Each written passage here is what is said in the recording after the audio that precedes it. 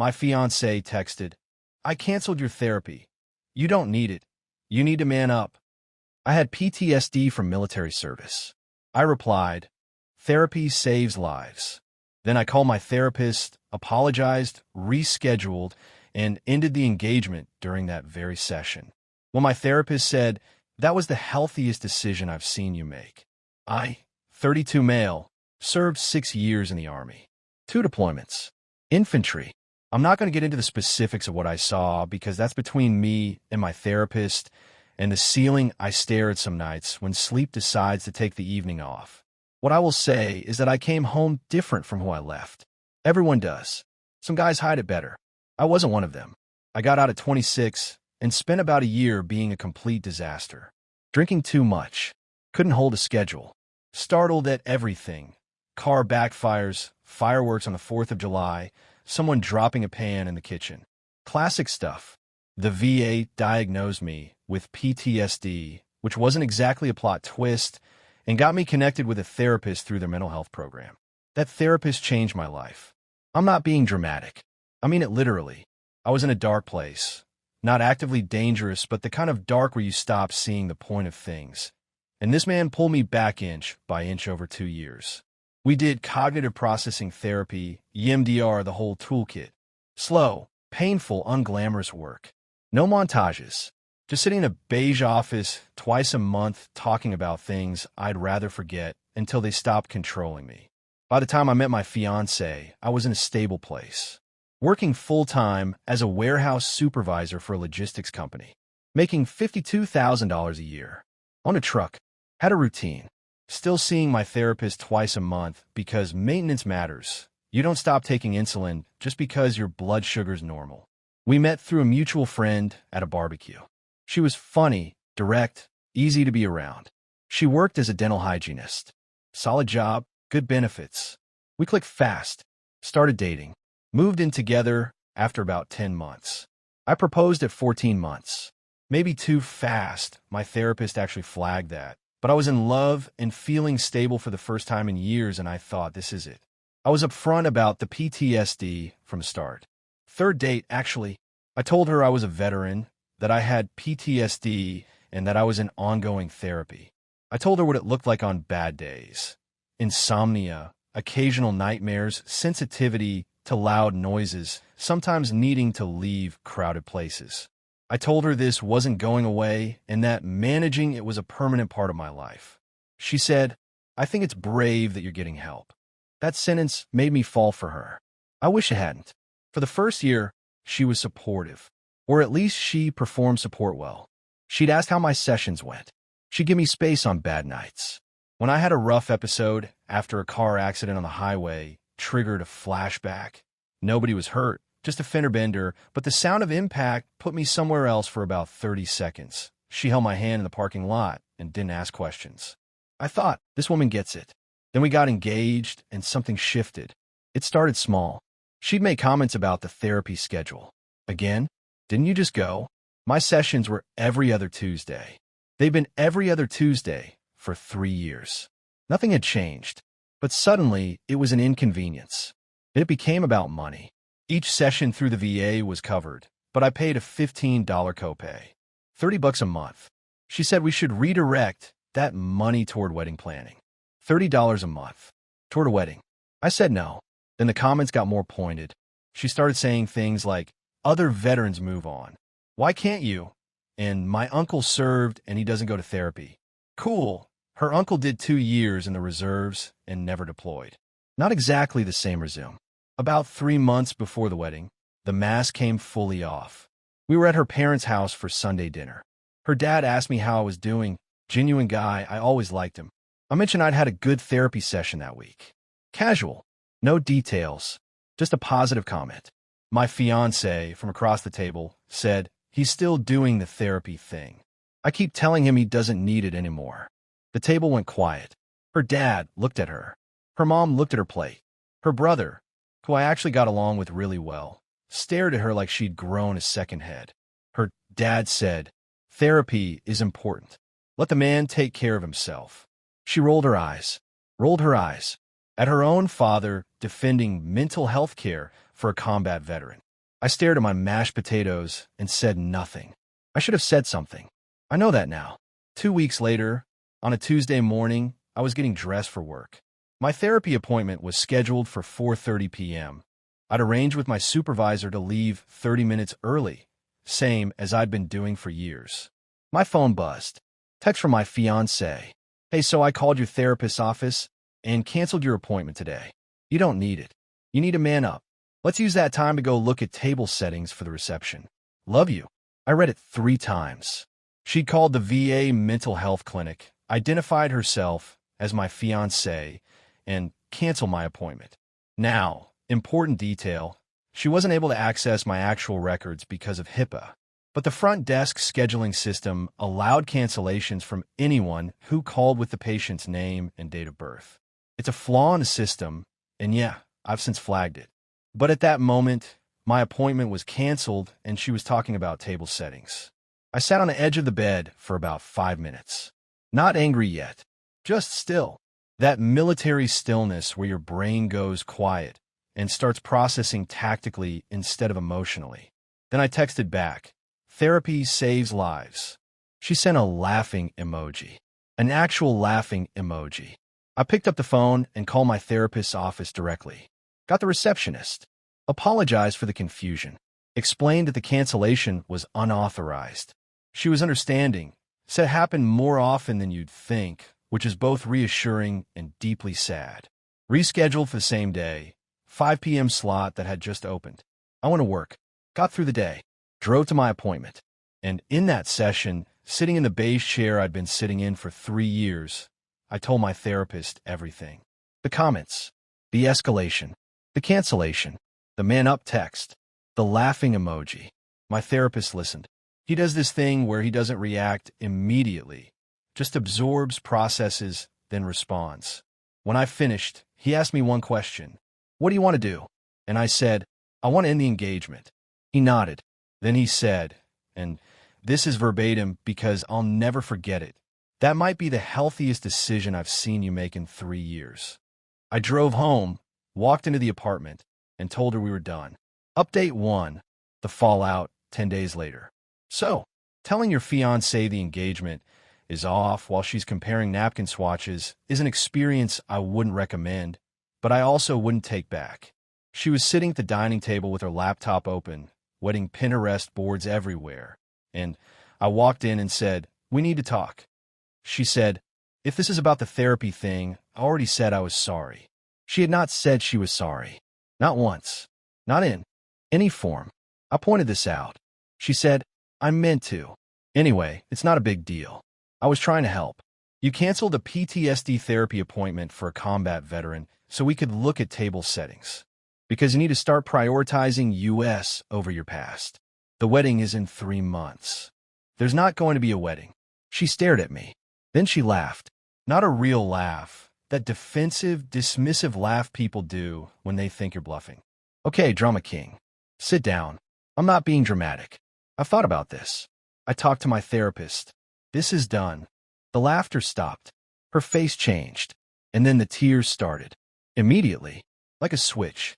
Full sobbing, mascara running, the works. "You can't do this to me. We sent invitations. My mom already bought her dress. We have deposits." I told her I understood there would be financial consequences, and I was willing to eat my share of the losses.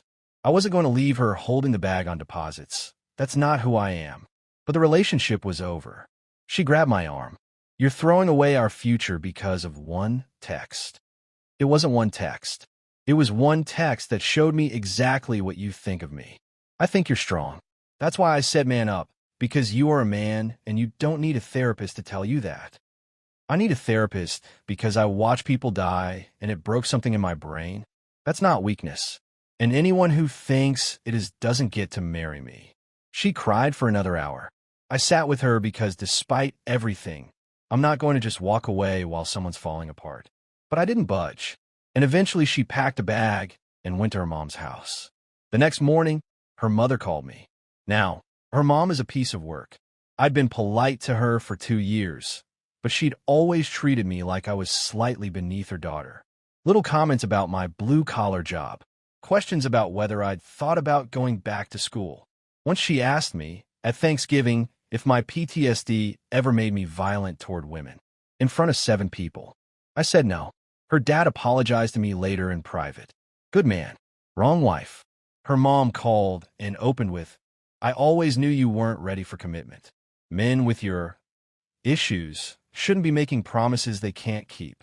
I said, ma'am, your daughter canceled a medical appointment without my consent. We're not negotiating. It's not a medical appointment. It's talking. You sit in a chair and talk. That's not medicine. I'm going to hang up now. If you do this, you'll owe us. We've spent thousands. Send me an itemized list of what you've personally paid for, and I'll reimburse my fair share. I'm not paying for your daughter's decisions. She hung up on me. I was fine with that. Over the next week, the entitlement machine kicked into high gear. My fiancé, ex-fiancé, came back to the apartment to talk 3 times. Each time, the narrative shifted. First visit, she was sorry, still no actual apology for the specific thing she did. Second visit, I was overreacting and all couples have disagreements about boundaries. Third visit, she brought her best friend for backup. The best friend sat on my couch and actually said, you know, she gave up a lot to be with you, right? She could have dated someone without all the baggage. I said, you're welcome to leave my apartment. She said, see, this is what she's talking about. The aggression. I asked you to leave my own home. That's not aggression. That's a boundary. My ex stood there and said nothing. Didn't correct her friend. Didn't say, hey, maybe don't call his PTSD baggage. Just stood there. They left. I changed the locks the next day. Our lease was in my name. She'd been added as an occupant, not a co-lessee. My landlord confirmed in writing that I had the right to change locks with proper notice to an occupant I was asking to vacate. I gave her 14 days written notice, sent via text and certified mail, to collect her remaining belongings. Then the wedding cancellation. This was the expensive part. Venue deposit, $3,500, non-refundable. We'd split it 50-50, so I was out $1,750. Caterer, $2,200 deposit, also non-refundable. My share, $1,100. Photographer, $600 deposit. My share, $300. DJ had a cancellation clause. We got that back entirely. Her dress was non-refundable, but that was her purchase. The invitations had already been sent, about 120 of them.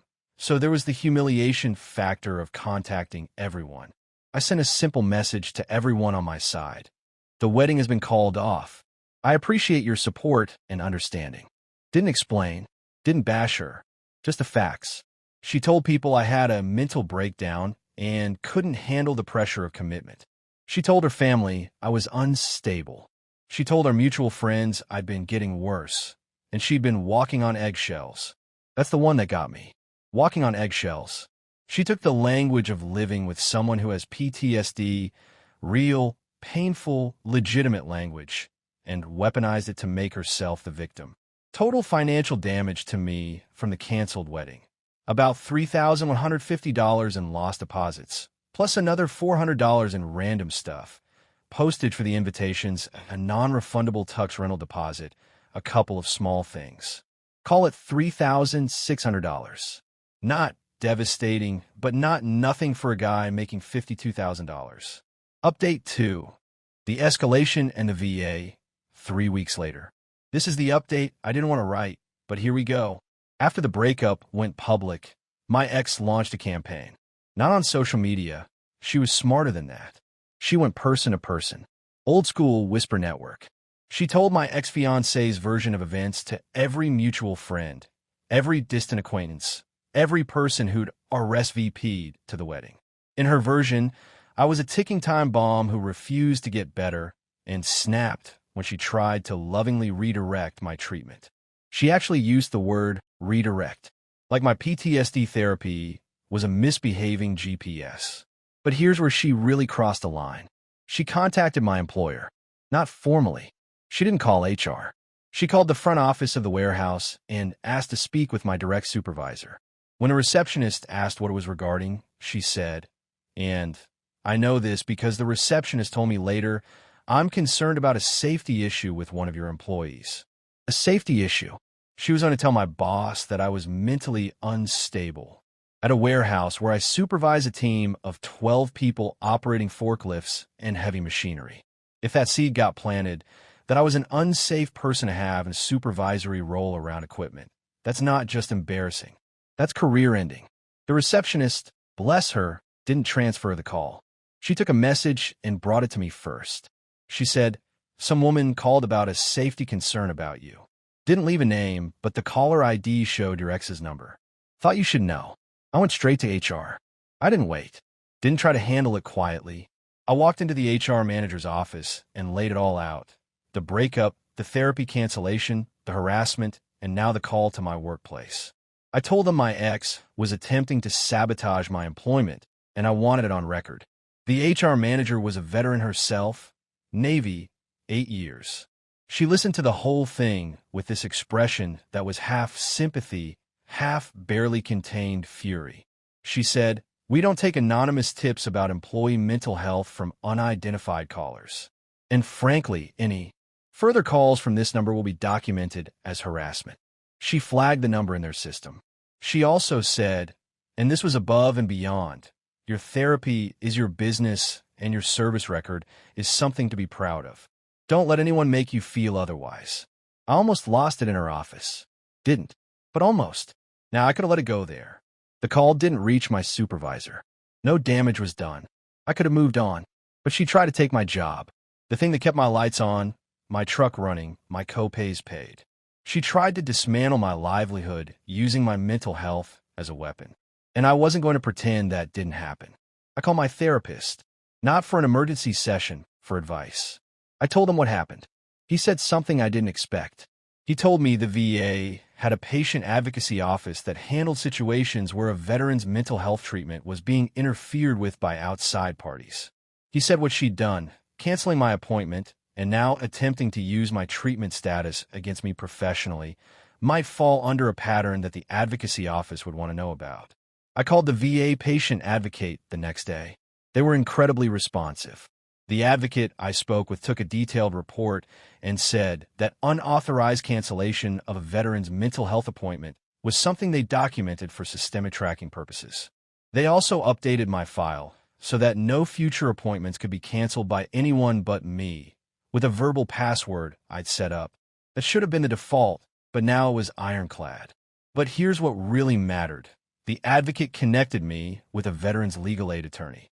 Pro bono. Because what my ex did, the repeated harassment, the workplace contact, the interference with medical care, could constitute a pattern of harassment under our state civil code. The attorney reviewed everything. The text canceling my appointment, the man up message, the workplace call documented by HR with the phone number, the text from her and her mother, the best friend's visit where she called my PTSD baggage in my own home. All of it. He sent her a cease and desist letter. Not a vague, template one. A detailed, itemized letter that outlined every documented instance of interference and harassment, cited the relevant state statutes, and made it clear that any further contact with me, my employer, my healthcare providers, or my family would result in a petition for a protective order. Her mother called me 40 minutes after the letter was delivered. I know because she called from a number I didn't recognize. She'd gotten a new phone or borrowed someone's. I picked up without thinking. You're really going to threaten her with legal action? Over what? A canceled appointment? You people are so dramatic. You go overseas, come back broken, and expect the whole world to. I hung up, screenshotted the call log, sent it to the attorney with a note. Contact from her mother 40 minutes after C&D was delivered. The attorney sent a second letter, this one to her mother personally. Same terms, same statutes. Same warning. The call stopped, but she had one more card to play. She wanted my buddy, my best friend from the service, the guy who'd been my groomsman, and tried to turn him. She met him for coffee under the pretense of checking in and spent 45 minutes trying to convince him that I was spiraling and needed real help, not just some VA therapist. My buddy, who'd been in the same unit as me, who'd been through his own stuff, who'd been the one to drive me to my first therapy appointment 3 years ago, listened to the whole thing. Then he said, You canceled his therapy and called it manning up. You called his job and tried to get him flagged as dangerous. And now you're sitting here telling me he needs help? Lady, the only thing he needs help with is getting away from you. And it looks like he's handled that just fine. He got up, left, and called me from the parking lot. Dude, your ex just tried to recruit me for Team Crazy. I declined. I laughed for the first time in weeks. Real, actual, from-the-gut laughter. Update 3, where it all landed 5 weeks later. Final update. Gonna keep this as clean as I can. The cease and desist worked. My ex and her mother stopped contacting me entirely. No calls, no texts, no drive-bys, no intermediaries. The attorney said that most of the time, a well-drafted C&D is enough. People realize that the next step is a courtroom, and suddenly their righteous anger develops a healthy respect for consequences. She did make one final attempt to get at me, though, and it was the most pathetic one. She mailed me a letter. Physical mail. Handwritten. 3 pages. I'll summarize. She was sorry, still not for the specific thing she did. Just generally sorry it came to this. She said I'd thrown away something beautiful. She said she'd been stressed about the wedding and acted out of love. She said my therapist had poisoned me against her, and that no healthy person chooses a stranger in an office over their partner. She called my therapist a licensed clinical psychologist who'd spent 3 years pulling me back from the edge, a stranger in an office. The last paragraph was the kicker. She said that if I changed my mind, she'd consider taking me back. But I need to switch to a female therapist because she was uncomfortable with me sharing intimate details with another man. She wanted to control my PTSD treatment, even in the breakup letter. The absolute audacity was almost artistic. I didn't respond. I put the letter in the folder with all the other documentation and moved on. The financial aftermath, all in between the canceled wedding deposits, the attorney consultation that exceeded the pro bono scope for $150 for additional filings, and the cost of changing locks and breaking a gym membership we'd shared, $85 early termination fee. I was at about $4,100. Manageable but tight. I picked up overtime for 2 months and ate a lot of rice and chicken. The social fallout. I lost about 4 friends. Not close ones, peripheral people who heard her version first and decided I was the villain. 2 of them reached out months later after hearing the full story. I didn't reconnect. Not out of spite. I just didn't have the bandwidth. The people who stayed were the ones who mattered. My buddy from the service. A couple guys from work. My sister, who called me every other day for a month straight and never once said, "I told you so," even though she'd had reservations about my ex from day one. Her dad reached out once. About 2 weeks after the C&D. He called me. I picked up because I'd always respected him. He said, "I heard what happened. All of it. I don't agree with what she did, and I'm sorry it went this far." I said, "Thank you, sir. I appreciate that." He said, "For what it's worth, I told her mother to stop calling you. She didn't listen. I'm glad the attorney's letter did what I couldn't." That conversation lasted about 3 minutes. Firm handshake energy over the phone. I won't hear from him again, and that's okay. He said what he needed to say. Now here's where things stand. Therapy is going well. Better than well, actually. My therapist and I spent several sessions processing the relationship itself. Not just the breakup, but the pattern. How I'd ignored warning signs because the good parts felt so good. How I'd rationalized her comments about therapy as coming from a place of love when they were actually coming from a place of contempt. How I'd been so grateful that someone accepted my PTSD that I didn't notice she was actually trying to erase it. That last one hit hard. I spent so long being thankful someone would date a guy with issues that I didn't demand basic respect. My therapist called it a gratitude trap, where you're so relieved someone tolerates your worst that you let them disrespect your best. Working on that. Probably will be for a while. I got a raise at work. Not massive, $3,800 a year. But my supervisor put me up for it based on performance reviews that were done before any of the personal stuff happened. Good timing. I used part of it to build my savings back up after the wedding losses. The VA Advocacy Office followed up with me about a month after my initial report. They said my case had been flagged as part of a broader review of their appointment cancellation protocols. Apparently, my situation wasn't unique, There have been multiple cases of family members or partners canceling veterans' mental health appointments without authorization. They're implementing a system-wide change that will require verbal confirmation from the patient for any cancellation. It won't be instant. Bureaucracy moves slow, but it's happening. My story, in some small way, is going to protect other veterans from what happened to me. I didn't plan that. I just reported what happened. But knowing that some other guy who's 2 years in EMDR won't have his appointment canceled by a partner who thinks he should man up, that matters to me more than I can explain. Last thing, and this is the part one keep coming back to. About a week ago, I was sitting in my therapist's office. Same beige chair. Same bookshelf with the plant that I'm pretty sure is fake, but I've never asked. We were wrapping up a session, and I said, "I'm doing okay." He looked at me over his glasses and said, "You are. You really are." And then he said, "You know what I remember most about the day you ended the engagement?" "What?" "You didn't ask me if it was the right decision. You told me it was. That was the first time in 3 years you trusted yourself that completely." I sat with that for a minute. He's right. For a long time, I didn't trust my own judgment. Not because of the PTSD, but because the PTSD made me doubt everything, including my ability to know what was good for me. And that day in that chair, I knew. Not because I was angry. Not because I wanted revenge. Because I'd finally learned to protect myself the same way I'd protect anyone else I cared about. That's the thing nobody tells you about therapy. It doesn't just teach you to cope. It teaches you that you're worth coping for. I'm single. I'm 32. I live alone in an apartment that's too quiet sometimes. I still have bad nights. I still flinch at loud sounds. I still can't watch certain movies. But every other Tuesday at 4:30 p.m., I sit in that beige chair and I do the work. And nobody is taking that from me again.